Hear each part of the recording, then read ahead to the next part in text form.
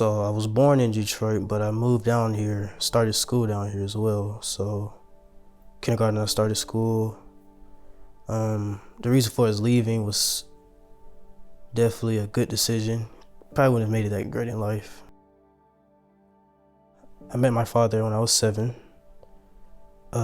He was incarcerated a couple of times, so he wasn't really that much in the picture in my life. Not having my dad around, I always question, I see my friends, they have both parents, and I'm just here with my mom, so I was trying to figure out, why was I being raised with just one parent instead of two? And as I got older, she started telling me more about how he was in my life due to the life he chose. And so, I started understanding it. I would always ask, why me?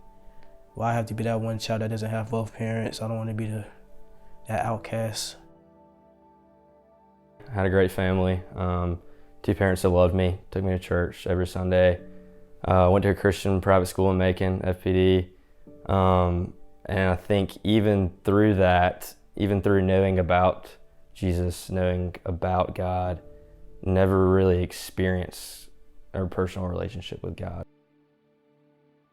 I would say as high school progressed, I definitely started seeing more and more of my friends and people that I knew kind of doing things that I felt weren't right, whether treating people, things they were doing, and definitely started causing some tension kind of with me being a good Christian kid, kind of like, where do I belong in this?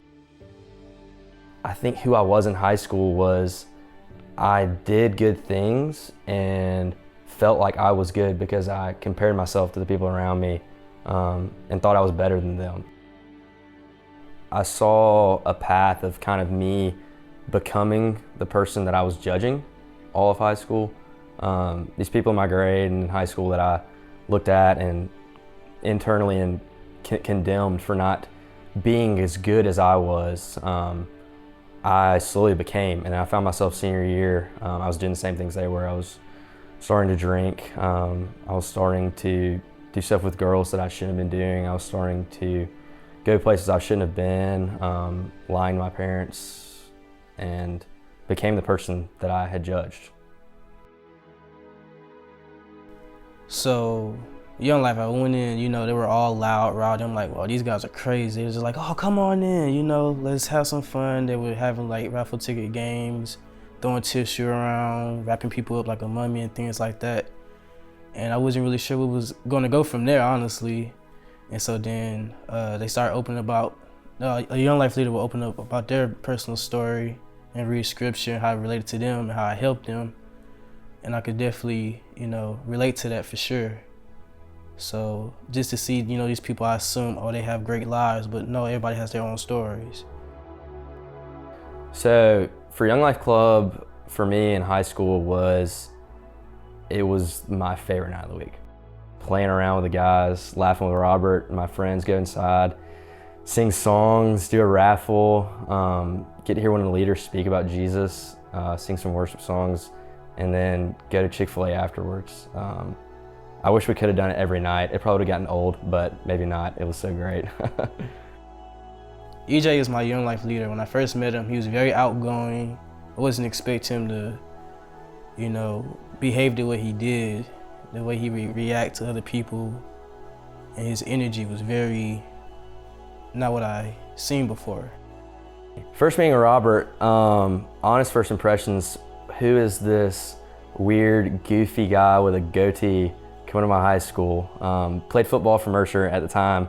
I think had a torn ACL or a broken leg or something, was on a scooter. So who is this guy scooting around my lunchroom talking to high schoolers? But turns out he was the guy that the Lord sent to show me how loved I was. Hanging out with EJ was something I was always looking forward to after school, things like that. We would always go out, it would just be a group of us, and we'll have fun, enjoy time, tell about our days, how our days went. Sometimes it was good, sometimes it was bad. He would take me out to dinner, we'd hang out with me and guys in my grade. He was always interested in what was going on in my life, whether it was a girl I was talking to or sports I was playing or whatever, hunting or fishing. And through that process of getting to know Robert and him just loving me, I think I got a really good picture of how Jesus looks at me. I went to Windy Gap after my senior year of high school, and honestly, it was weird. The only reason I went is because Robert asked me to go, and I loved Robert, and I wasn't super excited about going, but I was going because Robert was going. So at Young Life Camp, you know, it's really something I never experienced before. It's something you see in the movies, just like, wow, it's really stuff like that out there. There's people always having fun. You eat all the food you want, you know, great cabins. You were just people that you know, meet new people, playing games outside, being in the water, and getting to know Christ better. So what I learned at Young Life Camp was, you know, obviously everybody's different. They always have their own personal stories. And at Young Life Camp, I didn't feel alone necessarily. I feel like somebody next to me could probably have the similar story I had.